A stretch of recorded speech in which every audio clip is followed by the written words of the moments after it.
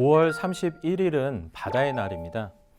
바다 관련 산업의 중요성과 의의를 강조하고 또 국민의 해양 사상을 고취하면서 해양 노동 관계자들의 노고를 치하하기 위해서 해양수산부에서 지정한 날이죠. 이러한 5월에는 바다의 날 외에 5월 10일을 바다식목일로 지정하고 있는데요. 바다식목일이란 바닷속 생태계의 중요성과 황폐화의 심각성을 일깨우고 범국민적 차원에서 바다숲 조성을 기념하기 위해 제정한 기념일이기도 합니다. 이처럼 바다를 다시 돌아볼 수 있는 여러 기념일이 있는 5월, 오늘 송현민의 시선 문화를 읽다에서는 전통예술에 담긴 바다 이야기와 또 이를 통해 오늘날 바다의 소중함을 전하는 작품들을 살펴볼 예정이고요. 또 이를 통해서 오염되고 있는 바다에 대한 경각심도 높여보면서 환경의 소중함도 한번 돌아보고자 합니다. 바다 하면은 대표적인 작품이 떠오르죠. 바로 수궁가입니다. 수궁이란 말은 사전적 의미로 물속에 있다고 상상하는 공간을 뜻하는데요. 수궁가는 이러한 상상적 공간과 배경을 바탕으로 일어나고 있는 동물들의 이야기, 즉 우화를 담고 있죠. 2011년 국립창극단이 선보인 수궁가는 그간 선보여 왔던 수궁가와는 좀 다른 작품이었습니다. 독일의 유명 연출가 아인 프라이어가 직접 내한하여 국립창극단과 함께한 작품이었는데요. 사회 비판적인 메시지를 오페라나 연극에 담아 우리 사회를 돌아보게 하는 데에 아주 유명한 아인 프라이어 연출가는 이 수궁가 무대 공중에 수많은 페트병을 달아서 환경오염을 상징화했고요. 또 가면을 쓴 배우들이 페트병을 들고 나와서 마치 환경오염을 일으키듯 무대를 어지럽히기도 했습니다.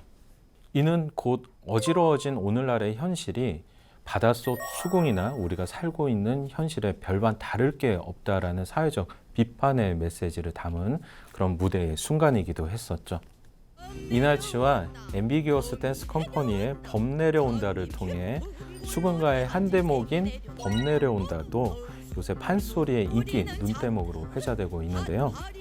별주부가 토끼를 찾아서 토생원이라고 불러야 될 것을 잘못하여 호생원이라고 부르면서 토끼가 아닌 호랑이를 만나게 되지만 꾀를 내어서 그 죽을 위기를 넘긴다는 그런 내용을 담고 있는 대목인데요. 2018년 광주에 위치한 국립아시아문화전당에서는 음악극 드라곤킹을 선보였었는데 수군가를 모티브로 디지털 애니메이션과 판소리 그리고 무대 위 배우들의 노래와 연기가 함께 펼쳐진 공연이었습니다.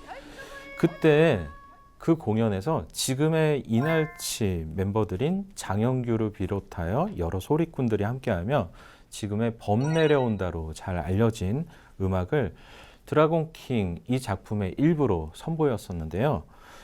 이 작품의 연출을 맡은 연출가 양정웅은 수군가의 새로운 해석을 더하게 되는데요. 그 해석이란 것이 바로 용왕이 아픈 이유가 바닷속 환경오염 때문이다라는 새로운 컨셉으로 재해석해 놓습니다. 원작과는 다르지만 현재 문제 상황들을 반영한 스토리로 이끌어 나가며 바다와 그 환경에 대해서 다시 한번 생각해 보게 한 작품이었죠. 수군가의 배경인 바다를 통해 환경오염에 대한 인식을 높여준 또 다른 작품은 창작 판소리 북극가입니다. 현재 국악방송 라디오 프로그램 중에 하나인 바투의 상사디아에서 진행자로 활약하고 있는 소리꾼 김봉영이 출연한 작품이고요. 또 오미영 작가, 김승진 음악감독이 의기투합하여 만든 작품인데요.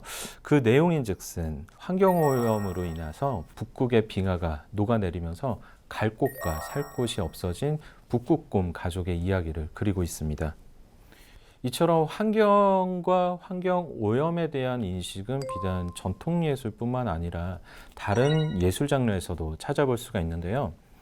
이탈리아의 피아니스트이자 작곡가인 루도비코 에이나우디는 북극을 위한 애가라는 제목의 작품을 발표하기도 했습니다.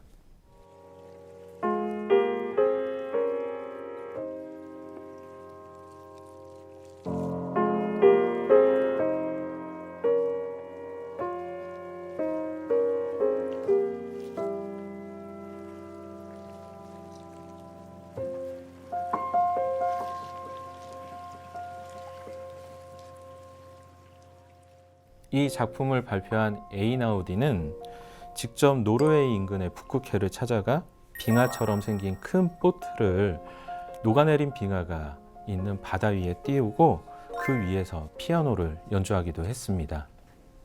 이 프로젝트는 2016년 환경단체인 그린피스의 캠페인 북극을 지켜라의 일환이었는데요.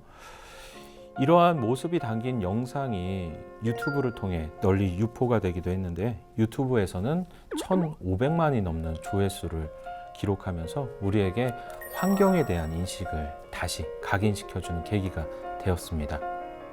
특히 영상을 보면 루도비코 에이나우디가 피아노를 연주할 때 그 옆에서 큰 소리와 함께 무너지고 있는 빙하의 모습을 볼 수가 있는데요. 이를 통해서 우리가 환경과 바다의 소중함을 다시 한번 느끼게 될 수 있죠. 올해 3월에 개봉한 이준익 감독의 영화 자산어보는 우리나라 최초의 물고기 도감으로 불리는 자산어보를 지은 정약전의 활약을 바다를 배경으로 그려내고 있습니다. 이처럼 바다에는 우리가 기록하고 또 기억해야 할 것들이 상당히 많고요. 또 육지에서 만나볼 수 없는 여러 생명체와 상상력의 보고를 할 수 있겠습니다. 이러한 바다를 우리는 더욱 아끼고 잘 보존해야 될 것 같습니다.